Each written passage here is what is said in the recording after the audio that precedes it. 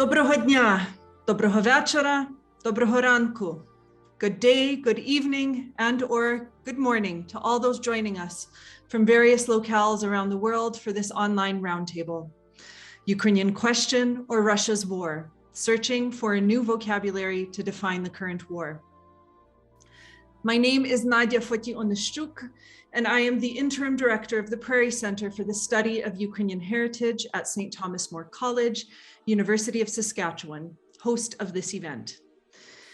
Before I continue, I would like to take a moment to acknowledge that the PCUH and St. Thomas More College are on Treaty 6 territory in the homeland of the Métis. We pay our respect to the First Nation and Métis ancestors of this place and reaffirm our relationship with one another. As we near our 25th year, the Prairie Center for the Study of Ukrainian Heritage is committed to our mission of promoting the advanced study of the many aspects of Ukrainian heritage, culture, and life, now more than ever before. Our programs and projects continue to preserve and promote awareness and appreciation of the Ukrainian experience in Canada and abroad. As the anchor of the pioneering tradition of Ukrainian studies at the University of Saskatchewan, we proudly encourage and guide the work of undergraduate and graduate students interested in this area. Perhaps most importantly, we honor the community-university partnership, which is at the heart of our work, and respect our position as an important link between the University of Saskatchewan, St. Thomas More College, and the Ukrainian Canadian community. I welcome you to this extraordinary roundtable and thank you for attending. It was uncertain until very recently if it would go ahead at all, given that Dr. Oksana Dudko, our Yatsik postdoctoral fellow in Ukrainian studies and this event's organizer, traveled back to Ukraine only a few short weeks ago. We are infinitely grateful for her safety and also for her perseverance in forging ahead with this event, despite the numerous obvious circumstances that she now finds herself in. We look so forward to welcoming you back to the college, Oksana.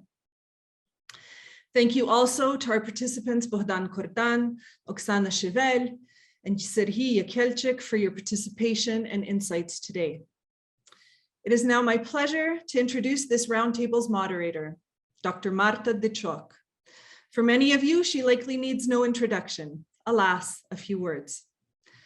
Marta Dechok is Associate Professor at the Departments of History and Political Science, Western University, Fellow at the University of Toronto's Munk School of Global Affairs, and Adjunct Professor at the National University of the Kyiv-Mohyla Academy. She was a Wilson Fellow 2005 to 2006 and a Harvard Shklyar Fellow in 2011. She is author of 6 books. The latest is Ukraine Calling, a kaleidoscope from Hromadske Radio 2016 to 2019, published in 2021. She has also published numerous book chapters, and her articles have appeared in journals such as Europe-Asia Studies, Demokratizacja, and Canadian Slavonic Papers. Her doctorate is from Oxford University. She researches mass media, memory, migration, and history, and regularly provides media commentary. Thank you, Marta, for serving as today's moderator, and I pass things on to you. Thank you very much. It is a real pleasure to be on this webinar.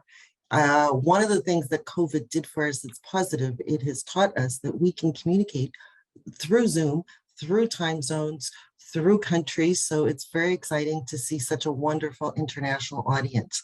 When Dr. Dudko asked me if I would moderate, I said immediately yes, because the topic that she proposed, the Ukrainian question or Russia's war, searching for new vocabulary, this is something that I think a lot of us have been thinking about, talking about, writing about. So this is, I think, the terminology that's used around what events are occurring. This is part of the information war, which is what I'm particularly interested in. So I'm very excited about this. Dr. Dudko, she's the one who conceived this project. So I would like to start by asking her to introduce her idea, her concept of what this will be all about. And then I will introduce each speaker in turn. Everybody will speak for about 5-10 minutes, and then we'll turn over to question and answers. please post your questions in the chat. And also please keep in mind that this event is being recorded. So Dr. Dudko, tell us about what your ideas are, what we're going to be doing here. Thank you so much, and thank you for joining us today. I would like to mention that this roundtable was planned long before Russia's full-scale invasion of Ukraine, and we planned to discuss the vocabulary of a bit different war comparing to what we are experiencing right now. But curiously, that on February 21st, on the eve of the full-scale Russian invasion of Ukraine, Vladimir Putin delivered his infamous historical lecture discussing Ukrainian history and nationhood as a question that must finally be solved by making Ukraine part of the Russian world. So this Putin's neo-imperial drive to solve the Ukrainian question is not a new one, however. So in 2015, amidst the growing conflict between Ukraine and Russia, the annexation of Crimea and the subsequent war in Donbass, Putin used this question rhetoric by discussing Ukraine, asking, I quote, "Can a compromise be found on the Ukrainian question between Russia and America?" I found this very curious because my dissertation back in Ukraine was dedicated to the so-called Ukrainian question in the international politics in the end of the 19th, at the beginning of the 20th century. That's why I decided to organize this roundtable today. However, I hope that challenging this Putin old school framing of Russia's invasion as a solution to the Ukrainian question, I hope that this roundtable will help us to understand this new Russia's new imperial glossary. And I hope that it will also explore a wider vocabulary of war, which is used by politicians and the media and in Ukraine and in the West to refer to the war in Ukraine. I think that I'll stop here, and Marta, please, the floor is yours, and thank you again for joining us today. Thank you. We have two historians and two political scientists to explore this question. Our first speaker is Bogdan Kurdan, Professor Emeritus of Political Studies at St. Thomas More College at the University of Saskatchewan. Prior to his appointment there in 1993, he held research and teaching positions at the University of Alberta, University of Toronto, and MacEwan College. He is the founding director of the Prairie Center for the Study of Ukrainian Heritage, which is one of the sponsors of this event. He's also the chair of the Department of Political Studies and acting chair of the Department of Economics. Professor Kurdan's recent research focuses on the politics of state-minority relations and Canadian foreign policy, although I think he's best known for his publications on World War I internment in Canada, redress and historical memory, as well as his work on Canada-Ukraine relations. He's published widely on this, most recently Canada and the Ukraine Crisis with Professor Dowie that came out in 2020. Excuse me.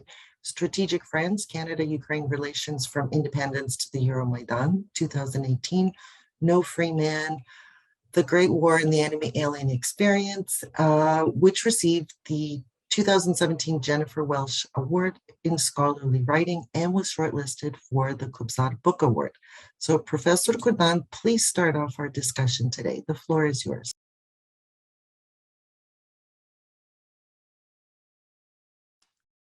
Thank you. Thank you. I'm very pleased to be here, and I'd like to thank the organizers and particularly Dr. Dudko for organizing this session. It so happens that I wrote two books. Question and Crisis was in the title of both. But this is an opportune time to revisit this new vocabulary around the current conflict, if you will. I'll begin with a brief statement. The current Russia-Ukraine war has been prefaced by the claim, oft repeated, that Ukraine constitutes an uncertain geopolitical reality. It raises the specter of Ukraine as either a question or a crisis, a historical or political uncertainty. Yet the history of Ukraine's national development and quest for statehood, although interrupted at times, follows the trajectory of European nation and state building. As a nation state, Ukraine has been shaped by the same global modernizing processes that have influenced European politics, thus placing it squarely within Europe's historical and political traditions. In this regard, as the eminent Yale historian Timothy Snyder has argued, Ukraine is normal.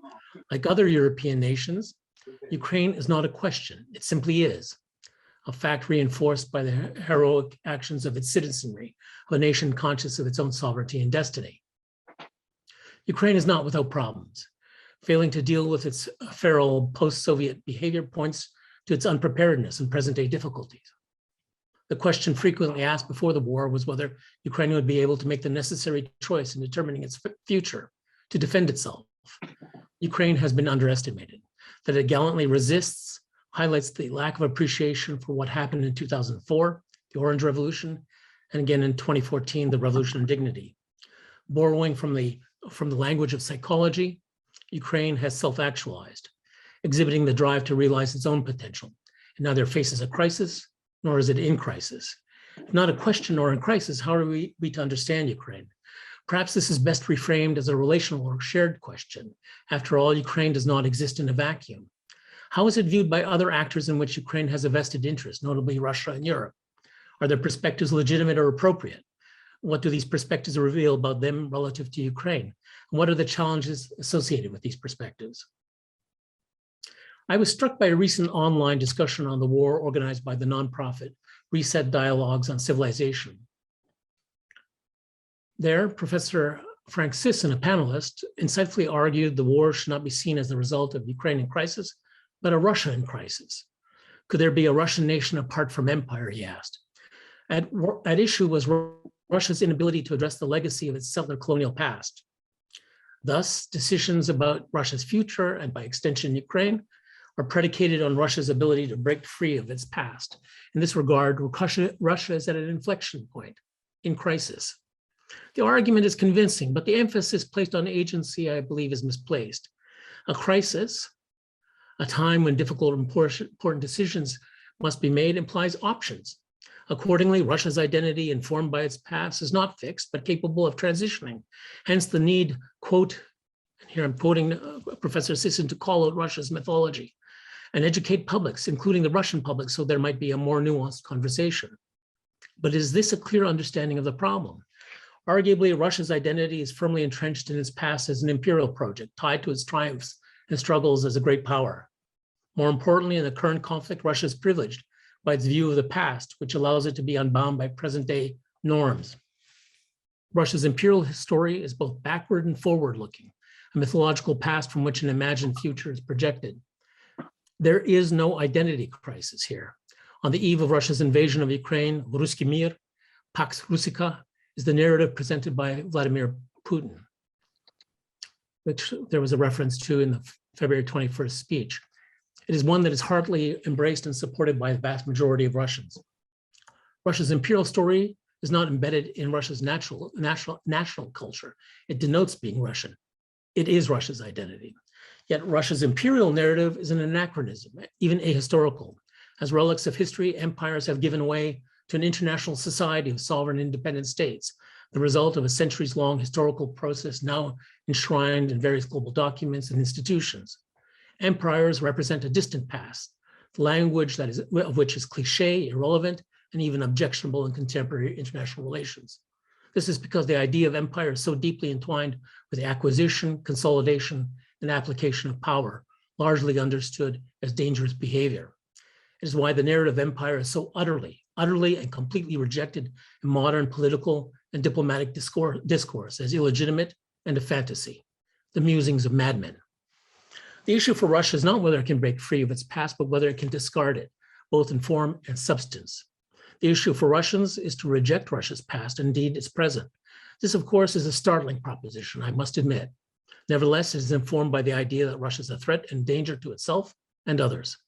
In this sense, Russia becomes a question, a matter forming the basis of a problem requiring resolution.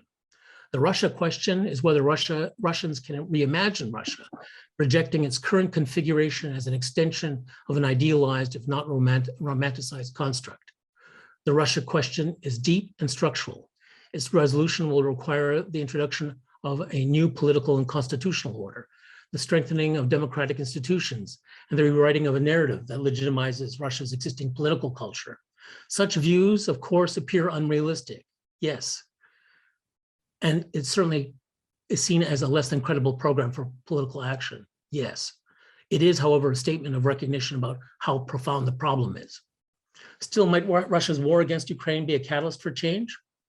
The paradox of Russia as liberator and destroyer is but one of the many contradictions that highlight Russia's untenable position. Might there be a role for the international community to play, however limited? Arguably, yes, but this requires a candid appreciation of the historical and political impulses that inform Russia's behavior. Russia needs to be understood and treated not as a normal state with normal interests around which there can be normal negotiations. Russia is an imperial construct with imperial ambitions and appetites. With its focus on power, a motif of imperial rule, it is a risk and a danger. There should be no illusions about this. A diplomatic and political trap awaits those who fail to understand the deep impulses behind Russia's ambitions. Why is this important? The consequences of failing to understand Russia are enormous. Russia represents an existential threat for Ukraine, the global community, and Europe. Regarding the consequences for Ukraine, Russia as an imperial construct seeks the destruction of Ukraine. Its declared goal is to absorb Ukraine within the Ruski Mir, denying its existence outside of the imperial project. Power and coercion, a corollary of empire, is used to bring this project about.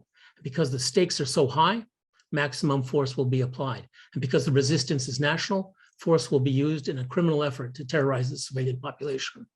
Between empire and national resistance, there is no space for discussion or negotiations, hence the genocidal nature of the conflict. A Pyrrhic victory will take place with the slaughter of tens of thousands.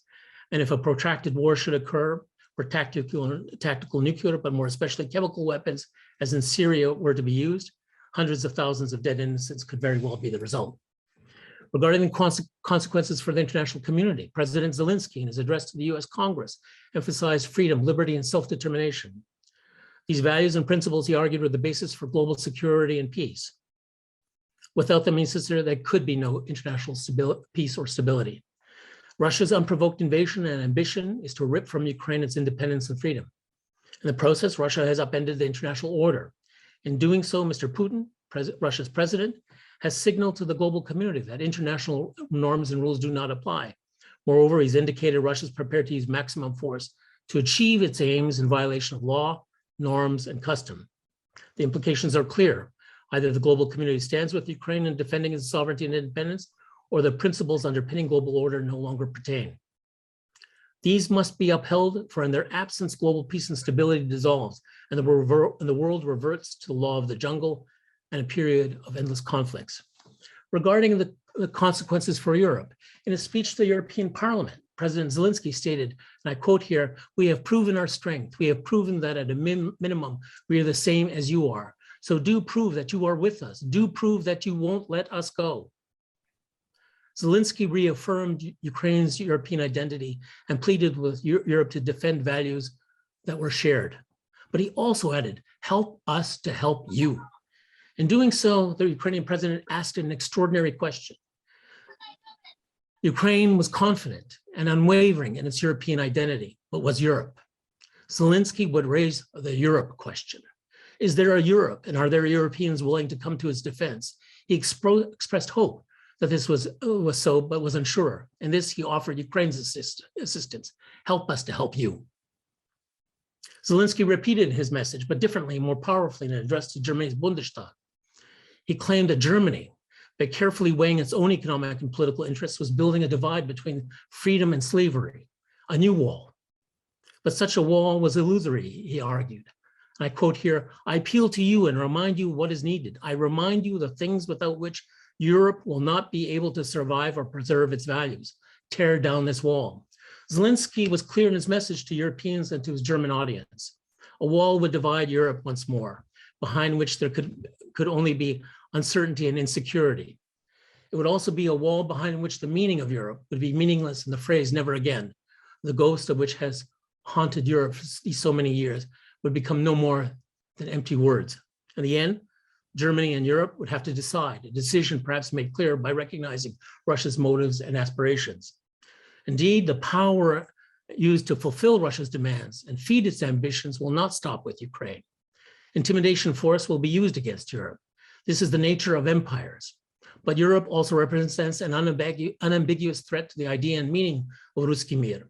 Thus, Russia, neither pretending to be European nor longing to be part of Europe, will aim at scorn and ire at Europe because it exists, while coercing it to do its bidding. Today or tomorrow, Zelensky reminds Europe, to live as Europeans, the bill will have to be paid. To help Ukraine now is to save Europe. Old language or new language? It is the same language because the questions remain. It's just that the roles have been reversed because history and the present have moved on. Thank you. Thank you very much. Our next speaker is Oksana Shabel, Associate Professor of Political Science at Tufts University. Her research focuses in her teaching on Ukraine and the post-Soviet region.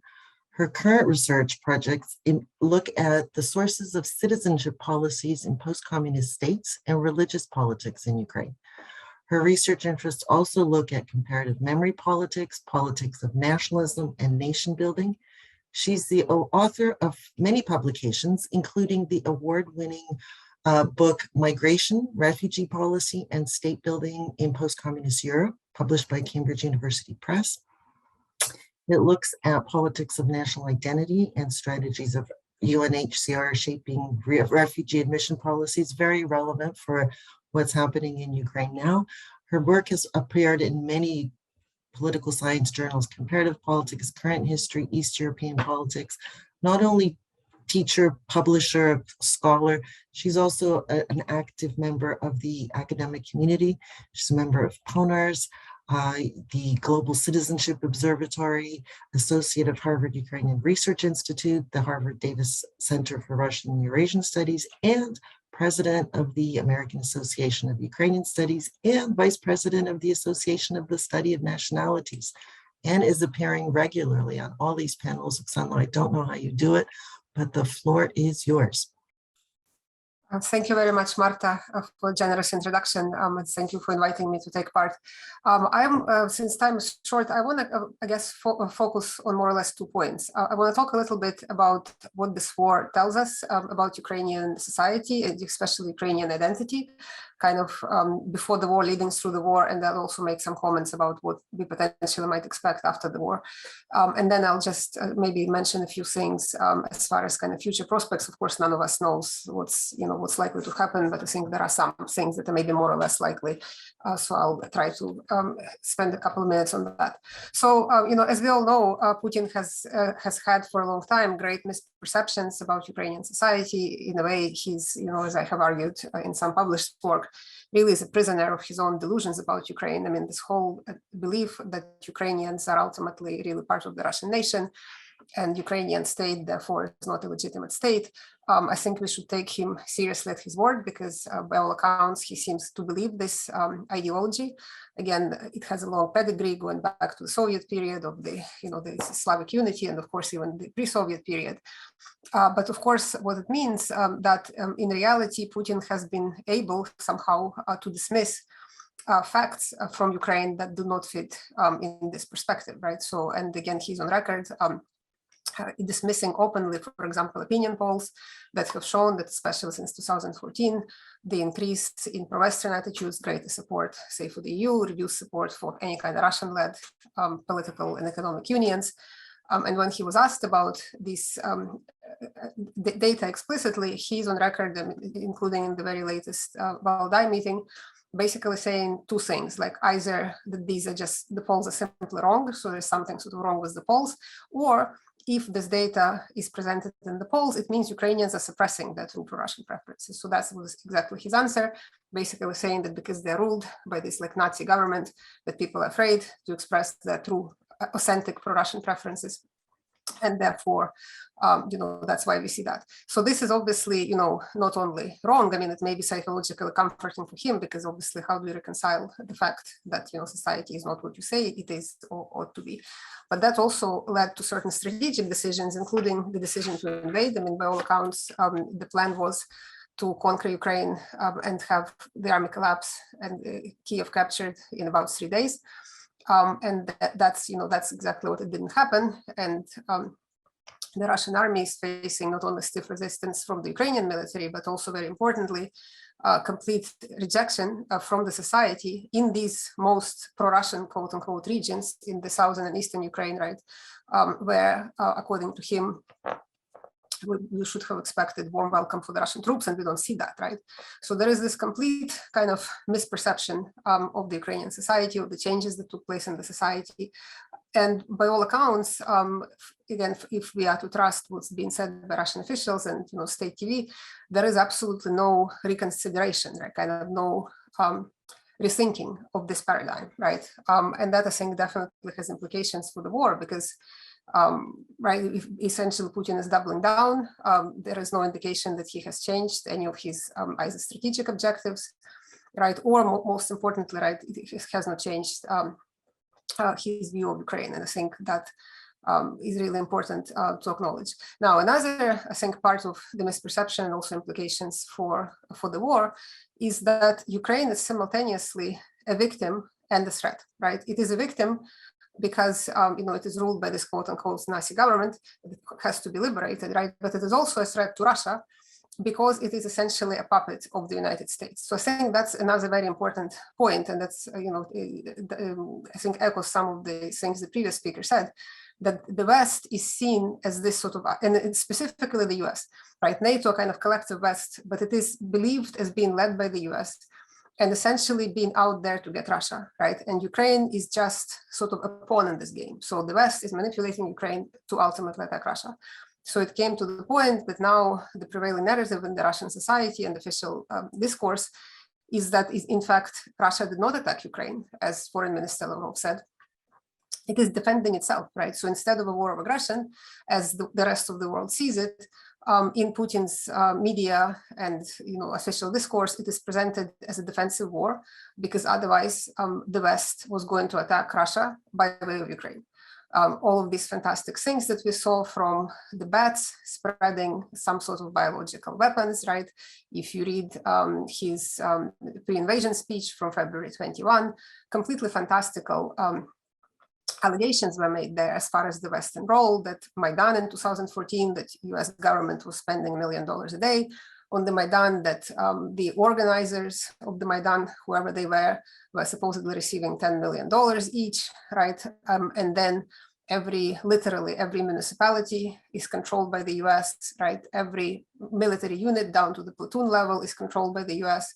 So it is, I mean, this is sort of my broader point I want to make here, that many in the West continue to want to see this war as just a war between Russia and Ukraine, that the West can somehow stay out of it, that it shouldn't provoke Russia. It's sort of, and I think this is a very dangerous narrative, because Putin himself says in no uncertain terms that he isn't in war with the West. So I think it's very important for Western public and especially policymakers to be very clear-eyed about it. This is not, yes, Ukraine is very important in a way that Putin denies the country the right to exist, and the people, the agency. But it is also a war of Russia with the West, the war for the new world order, for the new kind of realignment in Europe and globally. It is this visceral hatred of US in particular, and kind of collective West in general, belief that it is somehow to get Russia. It is very dangerous perception, because there is literally nothing the West can do. And I think this is also important to keep in mind, to not provoke Russia.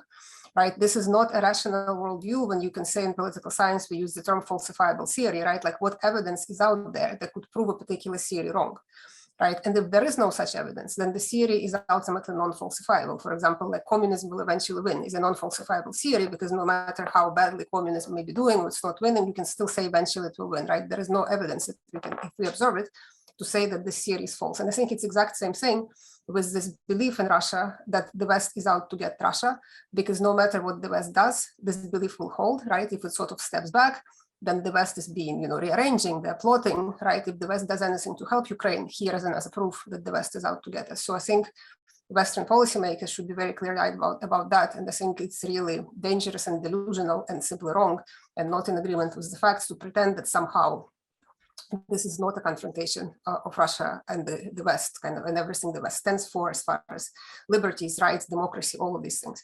Now, let me just, not to take too much time, let me just briefly say, given this newly found sense of unity that I think many Ukrainians kind of surprised themselves, surprised observers, I think this massive sense of unity that we see in Ukraine, what could it produce going forward, especially after the war?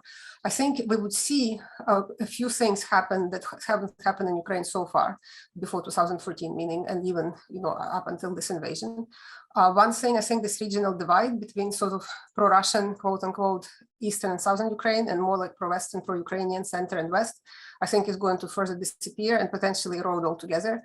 I think we really should not be talking about Ukraine as a divided society anymore. Even before the war, I mean, obviously those of us who study identity, who study regionalism, there were many nuances. It wasn't sort of a simple kind of East-West. But I think now even a lot of these nuances are being basically disappearing. So I think this kind of newly found unity in Ukraine is going to have far-reaching ramifications after the war.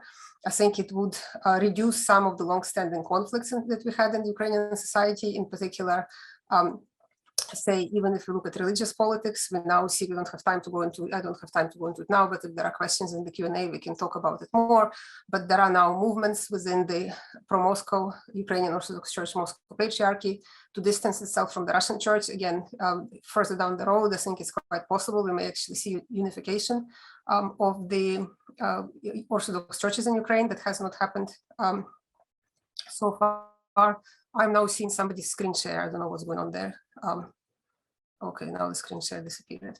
So that I think would be potentially one consequence. I think we may see changes in the political party spectrum, because in Ukraine, there was never kind of a classic East or rather left-right divide in the political party spectrum, because the so-called left almost immediately, very quickly, was confused with kind of pro-Russian position.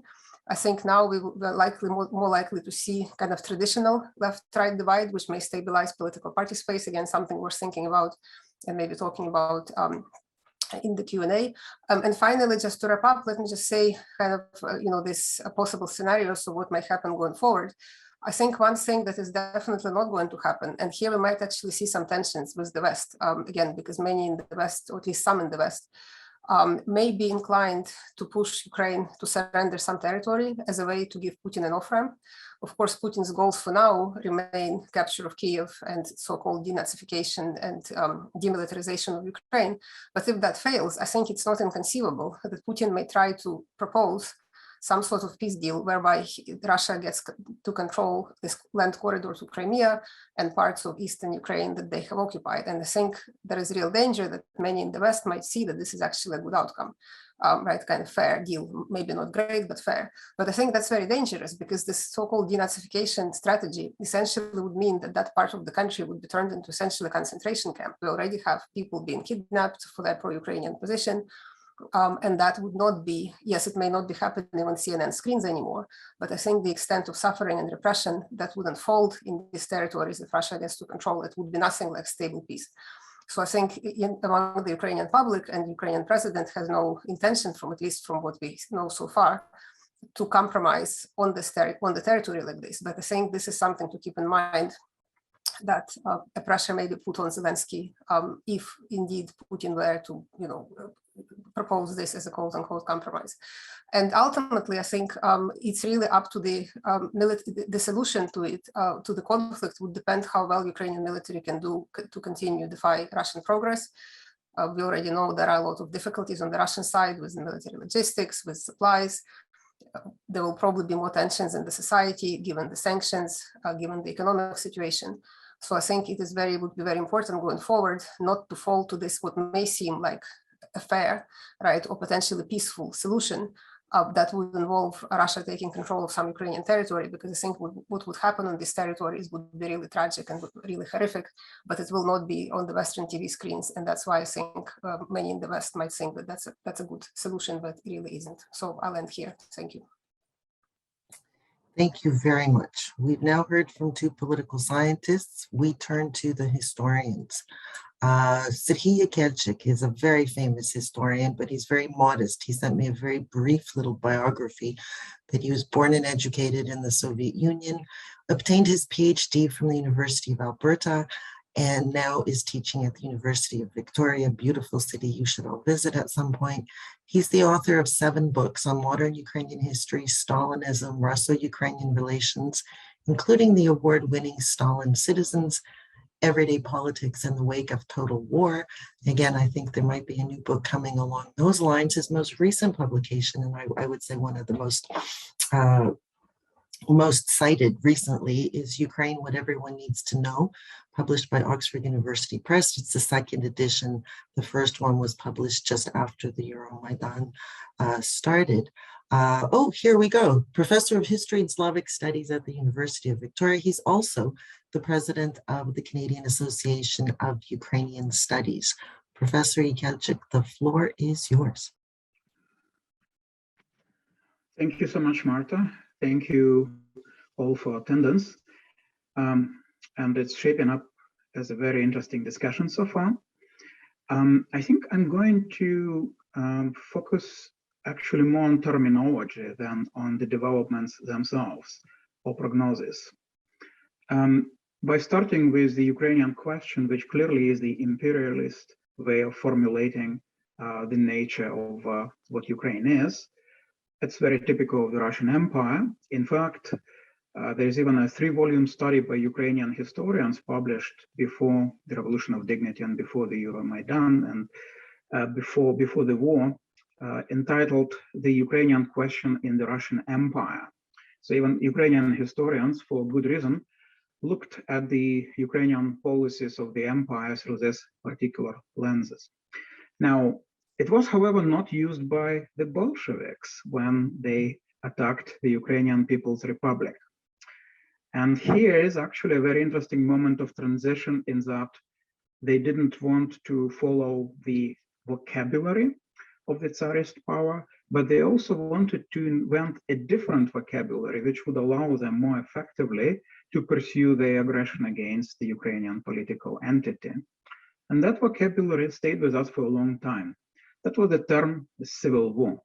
The Bolsheviks famously denied that it was the Russian units which crossed the border and denied that they were having difficulty at first recruiting the Ukrainian Bolsheviks for the immediate armed attack on the Ukrainian government. And they claimed that it was in fact a civil war, an internal Ukrainian affair. This term was of course enshrined in Bolshevik ideology, and it was revived by the regime of Mr. Putin in 2014, when the issue of the Donbass presented itself. And of course, the Russian authorities never recognized up to this day that the Russian army units or contractors or volunteers were in fact fighting in the Donbass, but they claimed that that was part of the Ukrainian civil war in Ukraine, the internal affair. It's even more interesting then to notice that this term was not revived during the most recent all-out Russian invasion of Ukraine. And that means the pretense was abandoned that it's actually something happening within Ukraine. It was now the involvement directly of the Russian troops in the Russian state. And of course, that also made the stakes much higher. If you noticed as well, the term Novorossiya pretty much disappeared from the Russian official discourse. Of course, this is also because, I would assume, because the invasion really was not at first about the division of Ukraine, but it was at first about destroying Ukraine as such, rather than creating one particular entity which would not include all of the Ukrainian territories. And of course, there was no civil war, but actually there was no war in general. As many of you probably know, the Russian media is officially prohibited from using the term war in relation to what is officially titled the special operation. Mr. Putin actually referred to it in his speech at Luzhniki, the recent celebration of the anniversary of the Crimean occupation. He referred to it as a military operation, but usually you would see it referred to as a special operation. So when we say that it is presented as a defensive war in Russia, we need to keep in mind that it isn't really. It's actually presented as a special operation, and there must be a good reason for that. The most obvious one I can think of is, of course, if it is an all-out war, then the Russian victory would have to be a very impressive one. If it is, however, a special operation, that leaves an opportunity to actually present some minor victories and claiming that was enough to actually win over Ukraine. It never became a concerted effort of the entire Russian society. That would be my guess about it. But actually, it's true that the Russian media did use the term war a lot in the days leading to the war. But then it stopped suddenly, altogether, really. Prior to that, you would get, in fact, articles in Komsomolskaya Pravda discussing the issue of the war being potentially the only viable outcome now, the only way Russia can stop the inevitable, the imminent attack from the NATO through the territory of Ukraine. So this terminology was very much in the air, and then it disappeared. Actually, means also that the Putinist state imposed some limits to political mobilization here by not using the term war in a variety of ways. Now, in Ukraine, however, the debate also involved the notions of what war is and most notably what peace is. In particular, in recent weeks, there was a colossal pushback in Ukrainian social media against the notion of peace-loving Russians protesting under the slogan "No, нет войне," no to the war, which actually sounds like abstract humanistic notion of opposing the war in general, but of course not opposing this concrete war, and also implying that dividing Ukraine based on ultimatums would be fine as long as it is not a war. So this Ukrainian pushback, to my view, actually led to some soul searching, especially in the Western academia. And I've personally talked about it to quite a few Russian colleagues, those teaching in the West, trying to explain what is going on and trying to convert them to the slogan, "Glory to Ukraine and its fearless defenders." But there's more to it, because really it's not just about the way Ukrainians see how Russians react to the war. It's actually also about Ukrainians defining this war itself.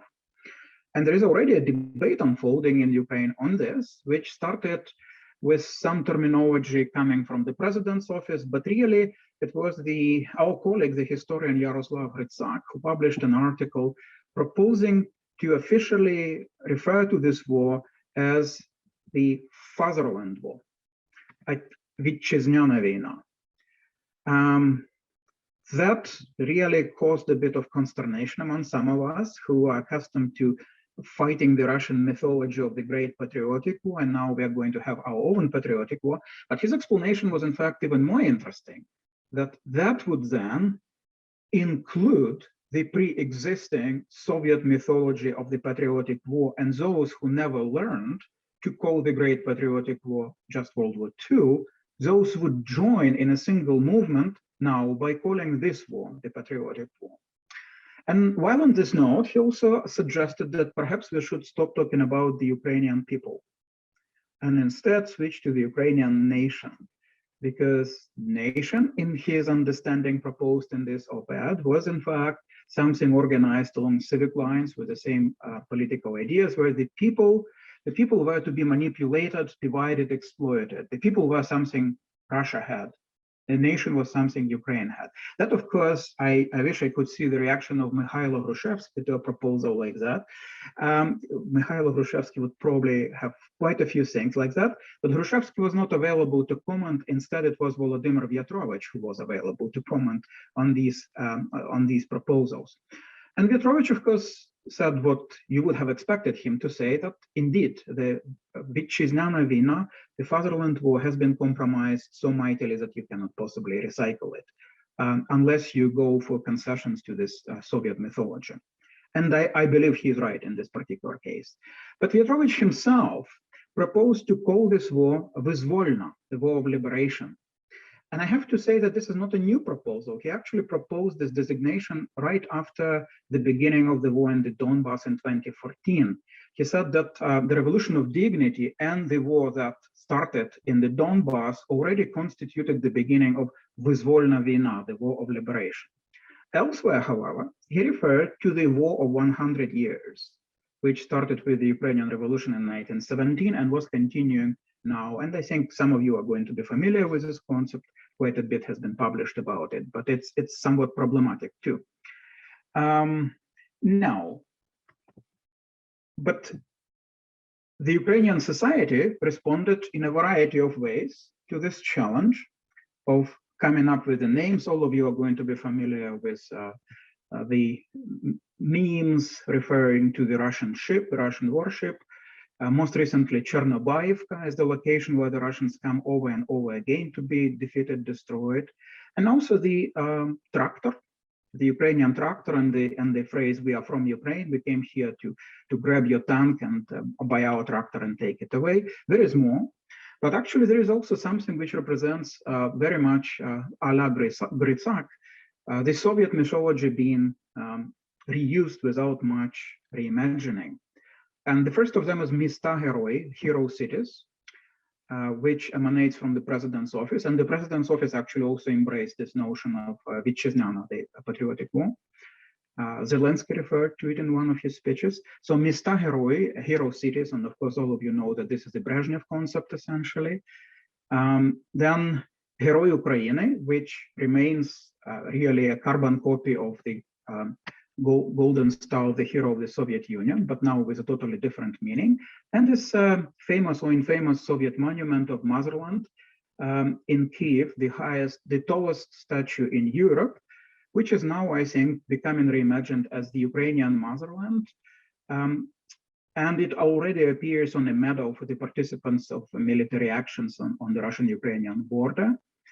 And I believe people now see it increasingly as being geographically located, positioned in a correct way, because the motherland faces east, that is Russia, protecting Ukraine from the east. Well, there is more, and I would not be able to discuss everything, but the important points to be noted here would be, of course, the way the concept of genocide is used. Putin did talk a bit about genocide before the start of the war. But actually, if you look at his recent speeches, it's not about NATO anymore. It is about genocide in the Donbass and the need for Russia to respond. So he's actually emphasizing this claim over the actual claim of the Western involvement and imminent Western attack. We can think about the reasons for that. It's actually quite interesting. But also there is now a notion of the war crimes being increasingly recognized by the world. Mr. Putin is war criminal and his generals, and eventually, potentially, the notion of genocide as well, because the war started with the denial of ethnic specificity of the Ukrainian nation, of the existence of the Ukrainian nation. But I wanted also to very briefly mention the concept of conflict becoming increasingly outdated here and no longer used. I did publish a book called The Conflict in Ukraine. The contract for the book was actually for the crisis. For the crisis in Ukraine. I argued that the crisis was unacceptable, so it came out as the conflict. Of course, by the time the second edition came out, I was able to argue that the conflict too was unacceptable, so it ended up being just Ukraine. And I'm actually right now negotiating the title for the third edition, and it's not quite clear for me what I'm going to end up with. But I think we have managed collectively, as all of us on this round table and a greater community of Ukrainian specialists, we have managed to persuade the Western media that the crisis and the conflict do not need to be that prominent at all, because there is a clear aggressor, and you would not speak about the conflict between Poland and Nazi Germany in 1939 ever. And I think these lessons are sinking in eventually, and they are going to work. What else have worked? Kyiv instead of Kiev in the momentous change with the start of the war, Ukraine rather than the Ukraine, and also very importantly, I think, the notion of Ukrainian neo-Nazis and the extreme right, which before the war would be brought up very often in the media, and every time you give an interview, an interviewer would say, but what about the Ukrainian neo-Nazis, right? This is now gone to a significant degree. Also, I did have a negative experience with one European media outlet last week. but it has been compromised by the way Mr. Putin used the notion of neo-Nazis in application to Ukraine, and particularly to the government of President Zelensky. So this is an important achievement then. And the final point for me to mention, I think Bogdan already referred to it in a different way. The concept of Europe as it was used in Ukraine was a metaphor really for something, for the well-being, democracy, rule of law, the lack of corruption. This is the way the concept of Europe was used during the Revolution of Dignity. And now there is a momentous process, a sea change. This concept of Europe is being reconciled with Europe's own political actions during this war. And that means that both Ukrainians are potentially rethinking what Europe is, and Europe is forced really by the Ukrainian experience to rethink what it is, as seen in the Ukrainian mirror. Thank you. Thank you very much for that. I wish everybody had stopped saying the Ukraine. I think that battle is partially won, but not quite there yet. So we need to keep explaining why not the Ukraine. From a senior established historian to an up-and-coming historian, Oksana Dudko is not just a historian, she is also a curator.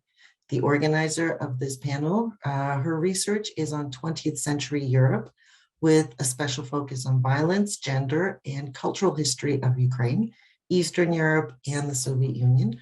Currently, Dr. Dudko is the Petro Yatsyk postdoctoral fellow in Ukrainian studies at the University of Saskatchewan, which is the host of our event.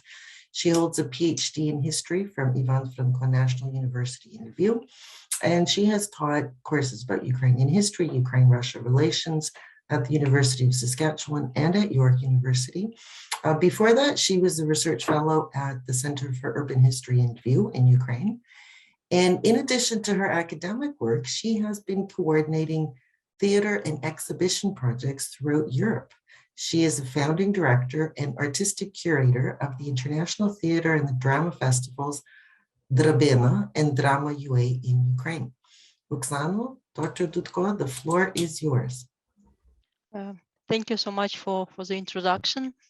I'm indeed a historian of the First World War, and when I was a student, one of my favorite books was a book by Paul Fussell called The Great War and Modern Memory.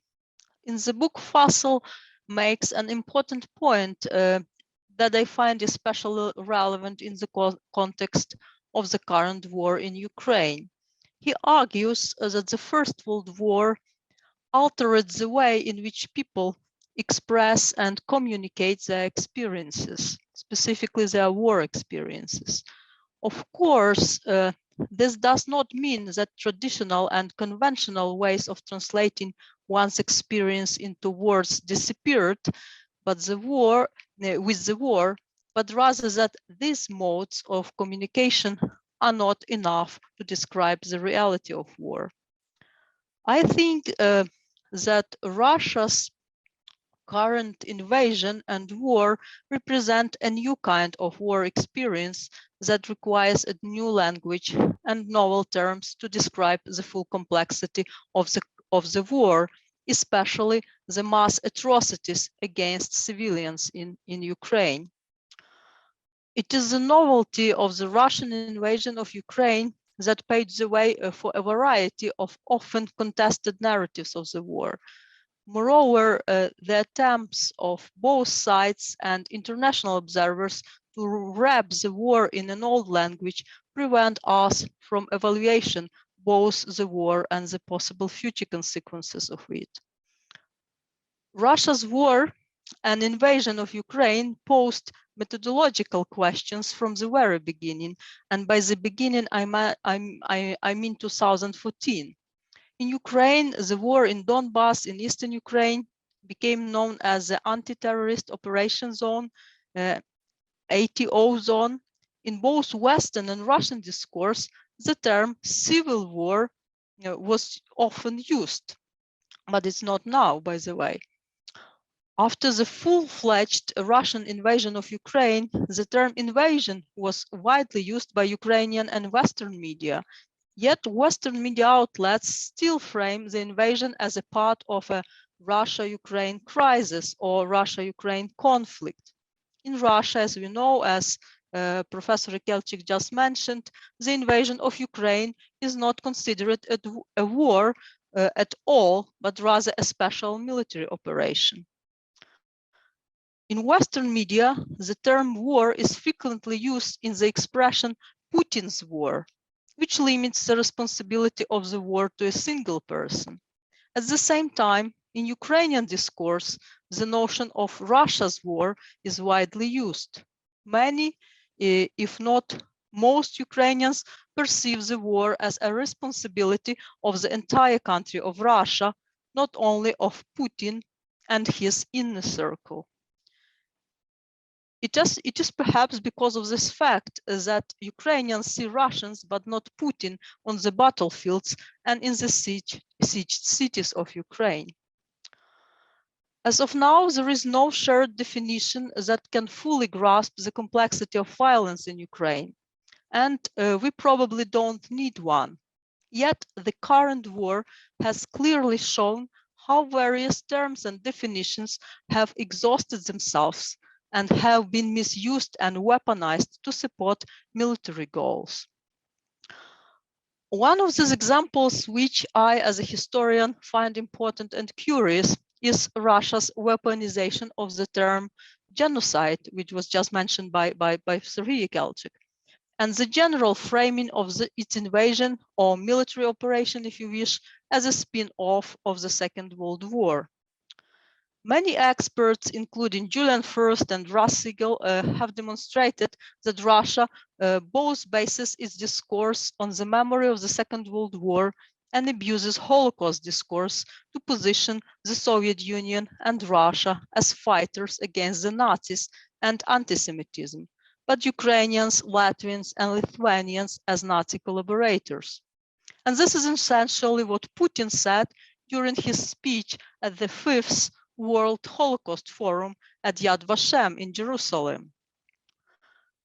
In the context of the current invasion of Ukraine, the term genocide is used in two contexts. First, since 2014 and the beginning of the war in Donbass, the term genocide has been used in Russian discourse to describe Ukrainian actions in Donbass.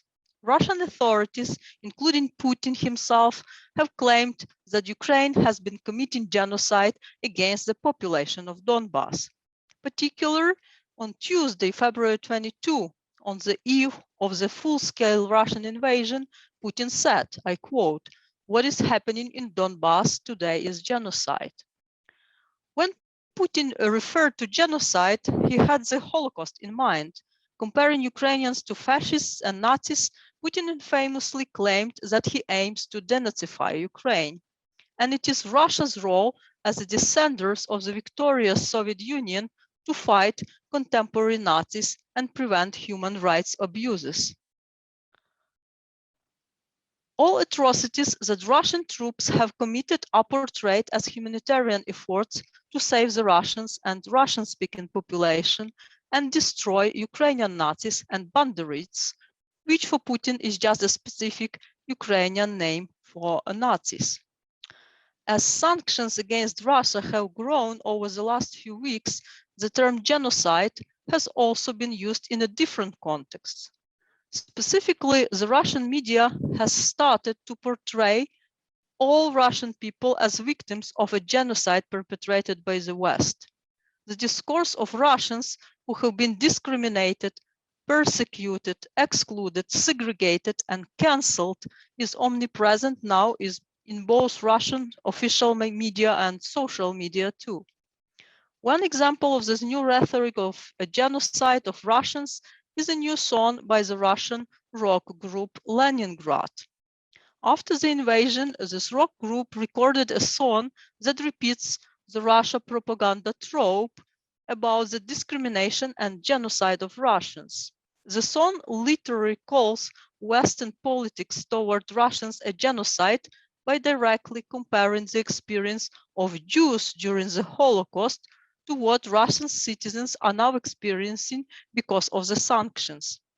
Here's an excerpt of the lyrics. For you, for the West, Russians are a new Jew.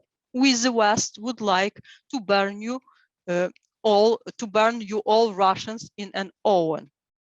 This message of the West committing genocide against the Russians is not limited to a single zone.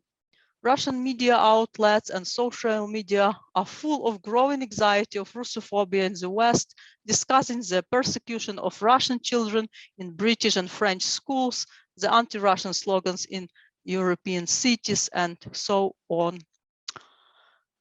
I find this pervasive use of genocide rhetoric in Russian propaganda and wider social discourse highly problematic. And it's problematic not only because it represents a distorted reality that has nothing to do with facts, and because many Russians either believe that they are denazifying Ukraine or that their life is threatened by the West. Russia's weaponization of genocide rhetoric is also problematic because it challenges the term genocide itself. Although Russia is not the first country that has misused the term genocide for political means, the current all-out misuse of the terms poses a question of how effective the term genocide is in preventing mass atrocities. Despite thousands of genocide prevention events that have taken place around the world in recent decades, Russia's invasion shows that instead of preventing mass atrocities, the term is used to justify new ones. Russia's abuse of the term genocide makes it difficult to use the term to describe the actual crimes that are committed by Russian troops in Ukraine and all over the world. Many Ukrainians and those who support Ukraine also use the term genocide to emphasize the extreme suffering that people are experiencing in many Ukrainian cities. The Mariupol siege and the destruction of the city are often compared to a genocide to communicate the severity of the suffering. It is clear in popular rhetoric that the term genocide represents the crime of all crimes. Yet we can see that this term is ineffective in preventing such crimes. Therefore, I believe that it is important not to follow Putin's tropes and discuss the current war in the terms of the Second World War, but to clearly communicate the specifics of the crimes, killings, and atrocities and destruction in new terms. Putin is not Hitler. Putin is Putin. Russia is not Nazi Germany. Russia is Russia. And Russia, its regime, its war, its supporters, and its crimes should be described in precise and specific terms. Because of Russia's specific crimes, it must be held accountable. People in Mariupol and Bucha died because of specific shootings, sieges, wars of attrition, shellings, malnutrition, and terror. And this combination of crimes committed by members of the Russian military, orders from Russian authorities, and the wider social support in Russia should be discussed and evaluated. Putin's weaponization of the term genocide has exhausted the term, and it's important to rethink the benefits of its use in describing the killings and murders currently taking place in Ukraine. It is also important to look for a new precise vocabulary that will make Russia's crimes in Ukraine visible and accountable. Thank you. Thank you. That is a lot to absorb. So many interesting statements and comments. We now turn to the question and answer portion of our discussion. I see there are a few questions that have already appeared, and I see somebody has their hand up. So what I propose to do is I will quickly read the question that's in the chat, although I think everybody can see it. I don't actually see a question. I see a comment by Mikhailo Zhuk to everybody. Let's see if there's a question at the end. No, there is no question. There's just a comment. So I would like to invite Mr. Kononenko. Now, I, with the permission of the organizers, will allow people to pose questions. So I'm going to invite Mr. Kononenko to unmute, and then you can pose your own question. if that is acceptable to the organizers. Hi, everyone. Just want to say thank you, Dr. Dudko. Amazing presentation, really insightful. Learned a great ton of deal on the topic. My name is Roman. I'm representing from a business world. I work as a project lead for Boston Consulting Group, BCG. And my question is around the topic of in the space of kind of the Ukrainian question and the way the Russian leadership is posing it. Do you consider that the Western media is emphasizing it strongly enough? Particularly, what I see a lot is the Western media commenting on the request from Russia to drop the NATO EU membership as the main objective of their war against Ukraine. But I don't see them a lot mentioning the second request from Russia, which is to make Russian language the official language of Ukraine. The second official language, which de facto, as we know from Belarus's experience, de facto means basically get rid of Ukrainian language and make Russian official language. Do you consider that the Western media discusses that request enough, or do you think there's a overemphasis in the space of this Ukrainian question topic, or is there overemphasis on the just the number one request, which is drop NATO and the EU membership? Thank you very much.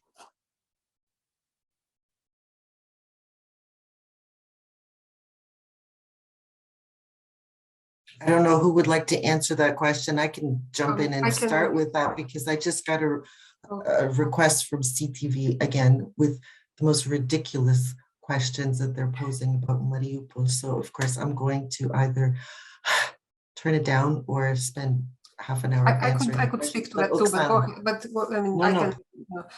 Okay, let me just very briefly. I mean, I would separate first of all these three things. Kind of, I wouldn't treat them in the same umbrella: the NATO, the EU, and the language demands. I think with the NATO, if you ask me, I think this is where a compromise is most likely, assuming there could be some legitimate, like real security guarantees for Ukraine outside of NATO. Because the truth of the matter is, and I think everybody knew that, including Putin, that there was no consensus within NATO of admitting Ukraine into the alliance. I think Zelensky knows it. I think Russia knows that. So in a way, a formal concession on NATO membership with some real security guarantees, and of course no so-called demilitarization, because Ukraine has to be able to defend itself. So they're discussing, Swiss model, Austrian model, Finnish model, whatever model that might be, right? When Ukraine has a legitimate, a functioning army, but does not have, for example, NATO troops on its territory or certain kinds of weapons. I think that's something that is, I mean, at least to my mind, I think this is something that's realistic, but potentially. Now, the EU one, of course, is a separate matter, because if the whole narrative on Putin's part is that somehow NATO presents existential threat to Russia, like whether it does, it doesn't, it's sort of beside the point, but that's what he claims is the case, right? You can't make the same argument about the EU. And I think, in a way, if a compromise were to take place, I think Ukraine's admittance to the EU, or at least a candidate status, with a clear path towards admission, in return for not seeking NATO membership, like in a package, in a way, right? I think this is something that's worth discussing. Ukraine has been now applied to the EU. I think application was registered. There is now some discussion sort of what's going to happen. The membership may not be instant, although there are European lawyers who have argued that if say there was political will in the EU, they could potentially fast track Ukraine. It looks like they wouldn't, but at least there is a clear path to membership. That's one thing. But I think all of these other things, like the so-called denazification, the language, whatever sort of all these kind of humanitarian, like memory politics, right, like renaming of the streets, I think that's a complete non-starter. I mean, these are the kinds of things that's a domestic politics issue. I mean, Russia cannot possibly claim that it is in any way affects its security, right, like as a state. And I think in Ukraine, there is absolutely no appetite for that, and it would be perceived as, a total kind of illegitimate concession. So I would sort of treat these three things separately, like the NATO, the EU, and then, language/memory, all of these other things. Thank you. That was very good. Thank you. If the other panelists want to answer that one.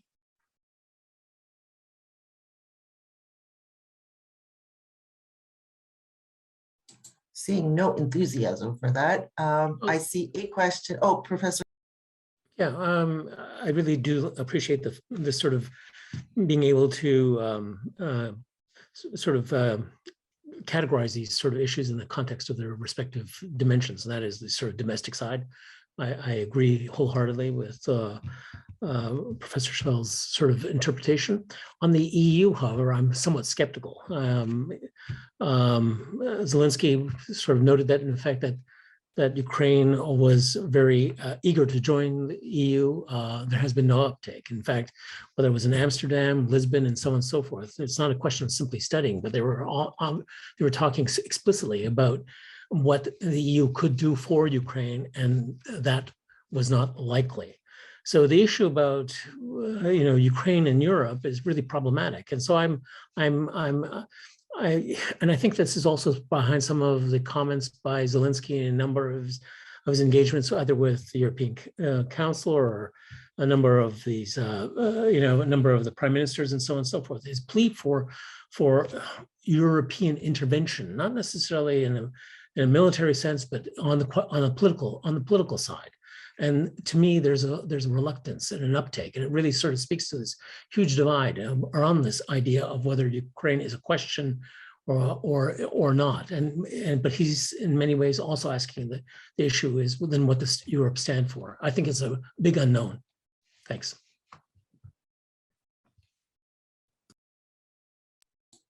There was a question from Mr. Zhuk, who I see has turned on his camera. Would you like to pose your question, sir? Please unmute. Can't hear you. Please unmute. Can't hear you. Unmute, please.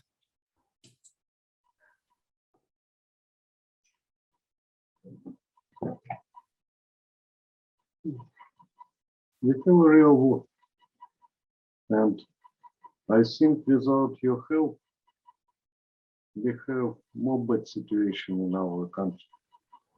And today, I hope all democratic countries try to find new security in the world, in Europe, and not only sanction. I hope we will all to find new challenges and new trend for decision of this problem.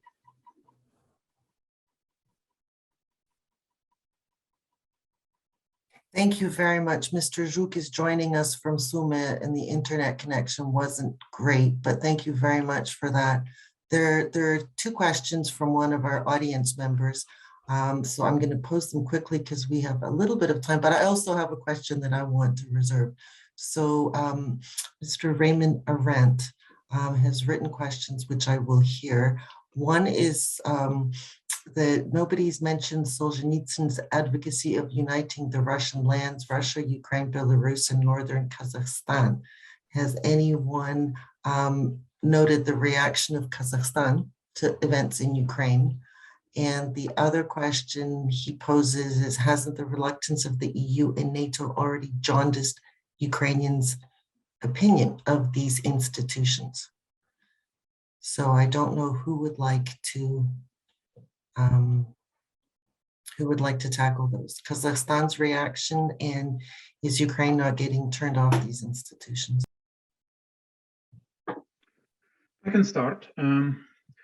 It's not limited to Solzhenitsyn, really. It's the Tsarist concept of the unity of Eastern Slavs, which is based fundamentally on the type of legitimacy the Russian Empire had, in which it's not simply rejecting independent Ukraine, but it's actually rejecting the existence of the Ukrainian nation altogether. So in this sense, Mr. Putin didn't go back to the Soviet Union, which is what the Western media often claims, but rather he goes straight back to Imperial Russia with its refusal to recognize Ukrainians as a separate ethnic group and a nation. But of course, Solzhenitsyn comes from precisely the same source. As a Russian conservative in opposition to what he saw as a communist dictatorship, not every person who opposes a communist dictatorship is necessarily a Democrat, right? And Solzhenitsyn's opposition was precisely from that side where Mr. Putin is finding himself, conservative religious right. And of course, Mr. Putin's Russia is positioning itself as kind of the only true moral Christian power in the world, and that notion of conservatism, allegedly based on orthodoxy, is very, very important for the official positioning in Imperial Russia. So Solzhenitsyn fits right in. And of course, the roots in both cases are in the late imperial period of Tsarist Russia. And Kazakhstan functions in a few roles in this debate. One, I think the events in Kazakhstan just before the attack on Ukraine probably emboldened Mr. Putin's Russia by making them think that they can manipulate power change, they can assist or perhaps even force the change in authority in the countries of the former Soviet Union. And with a very brief expedition of whatever few thousand Russian troops in Kazakhstan, which didn't even really have to fight as such, it could be one of those emboldening moves for them. But of course, the same can be said of the rather shameful Western withdrawal from Afghanistan recently, and also about the Russian tactics in Syria in 2015. So there are a few things that ideologically fit, and there are a few things that I think emboldened the Putin regime and make them think that they're capable of overthrowing whatever authority there is in the former Soviet state, and the world would not get involved.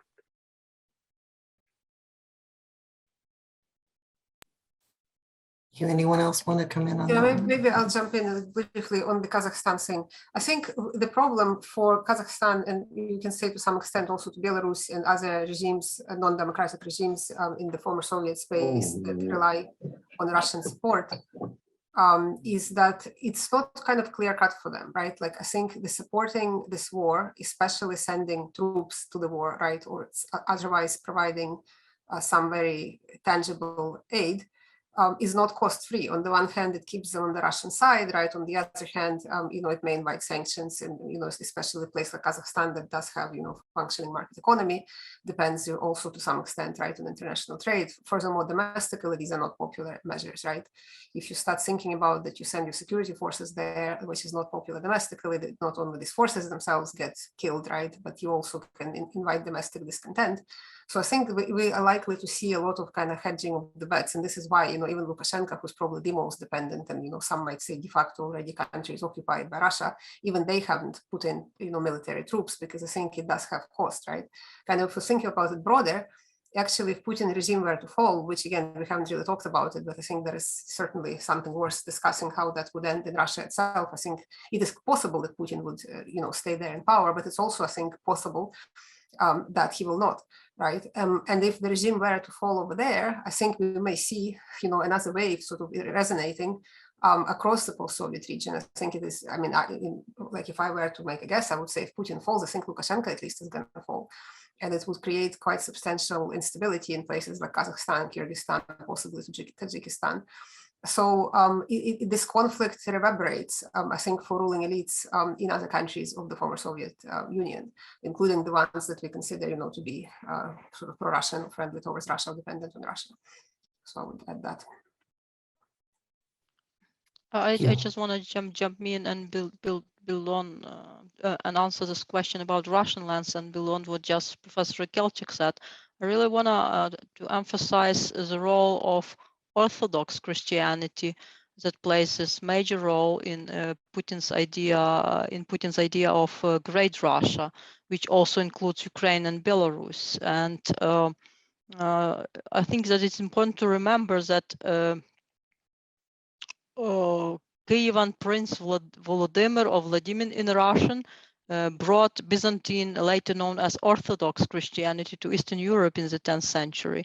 And he allegedly got baptized in Crimea, and then he Christianized the entire country. Why I'm mentioning this? Because after the annexation of Crimea, Putin invested his time, money, and energy into emphasizing this connection between Moscow and Crimea and Kiev. And for him, Orthodox Christianity serves as a pillar of his new imperial idea of Russia as a defender of the entire Christian Orthodox civilization. So I think that without Crimea and Kyiv, this idea of the Russia as a center of Orthodox Christianity does not work, and that's why it is important to pay attention to the Russian Orthodox Church, which recently mentioned that Russia's war, or this Russia's military operation, is also a holy war, and it's is a whole interesting new definition that we have to consider when we are talking about this idea of Russian lands. Thank you. Thank you. I will now use my prerogative as chair to ask my question. And this is a question to each of the panelists, but, and you can go in whichever order you like. I was particularly intrigued by Serhiy, the discussion about naming of this war. And I'm curious what each of you would call it.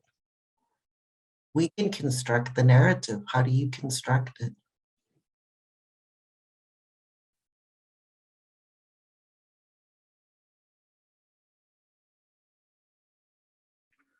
I do have an answer to that, Marta, but only because I'm thinking of publishing a book of essays in Ukrainian, positioning this war in the context of something which started in the late 1980s, which we may perhaps call the Great Ukrainian Democratic Revolution.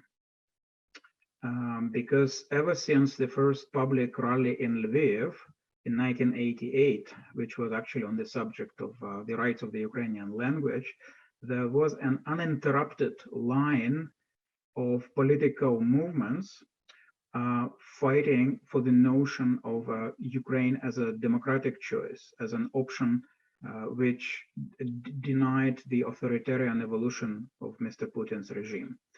So, and because it was an uninterrupted line, it can be seen as part of the same revolution.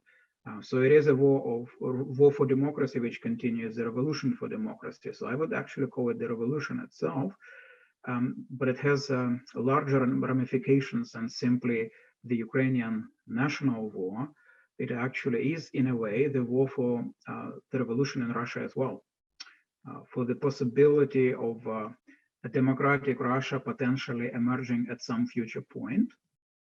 And so I would say Viatrovich says, okay, 100 years war. But there would be entire periods when the Ukrainian movement was completely suppressed, right? So you cannot really sustain it as a single process with the same dynamics. Whereas beginning with perestroika and the beginning of Ukrainian democratic movement, it is really an uninterrupted process. And even under Yanukovych, you would have political forces who consistently fight against this line towards authoritarianism, which also happens to be the line to the Russian past, to the Soviet past, to the Russian present. I'm convinced you got to come up with a catchier phrase, though. It's too long. So that's the only thing. Oksana, Bohdan, Oksana, what do you say? I'd like to build on what Serhiy has said, and that is this idea that the conflict itself is simply an extension of the sort of democratic initiative in Ukraine. So this is a democratic war being fought on behalf of the Ukrainian nation. But equally is that he had mentioned something along the lines, which is that it also has to be seen in the context of Russia and the anti-democratic sort of exercise within Russia itself. And so this isn't just simply about the democratic war, but it's also the anti-democratic war being pursued by Russia. I tried to sort of frame it in a way that we can sort of better understand it in the context of Russia's sort of traditions, political history and traditions, if you will. So this is, I would see this as an imperialist war, and it's at the heart of it is sort of an anti-democratic bent, if you will. And with that in mind, we see this as not just simply a war against Ukraine, but also a war against the West. And Mr. Putin makes no bones about this. This is a war against democracy and writ large. Thank you. Again, great, but we need a catchy short phrase. Oksana, maybe one of you will come up with. I'm not good at coming up with catchy short phrases. I think it's clearly a war of aggression. That's, I think, very clear. It does have a component about, war about democracy. It's a war about kind of existing world order with state sovereignty being respected. I read recently an analysis by a historian, now the name escapes me, who made this very provocative point that actually, if we think about parallels for the Second World War, that it didn't start on September 1st, 1939, that there were events before that led to this, to the start of the large-scale war, and essentially the argument is that the Second World War unfolded in stages, that there wasn't one starting point. And I think if we look at it this way, especially given, Putin's claim, again, how he's in this existential struggle with the West, which is out to get Russia, which is, in all ways wrong and evil and so forth, one could say that this is perhaps the beginning of something much bigger, right? Not only that it could become that it's already became that. I know not everybody would agree. I'm not even sure I fully buy this argument, but I think it was quite enlightening to think about, the Second World War in parallel as something that a series of events that led to this, outbreak, as opposed to one starting point, and everything before was a separate conflict. Unfortunately, I don't have a catchy phrase too, because I'm in Ukraine. At least from Lviv, I see it as Russia's war. But I want to talk a little bit about strategies and tactics that are used in this war. Because I think that it's important to emphasize that it's a hybrid war. Now we are focusing on front lines, on the conventional war, but in my opinion, it's also a hybrid war of attrition, and it's also important to remember of other strategies that Russia has been used since 2014, such as information warfare, cyber warfare, all kinds of misinformation campaigns. Use of mercenaries, use of Russia-backed separatists, use of terror, and so far and so on. And I think that it's important also to look at this war in terms of strategies that are used, because even though the strategies are not novel, it's the combination of the strategies that are used are novel, and I think that it's important to emphasize. So in my opinion, so in terms of strategies and tactics, it's a hybrid war of attrition that Russia has been waging on different levels, not only on the actual front lines, but also in the information sphere and cyber sphere. Thank you. I think that all of your ideas will bring us to a phrase. And Professor Monica Eppinger, who's a professor of law, says we have to keep the word war in this, because otherwise, for legal reasons, insurance companies will not pay insurance claims. So the word war has to be part of the way we label this.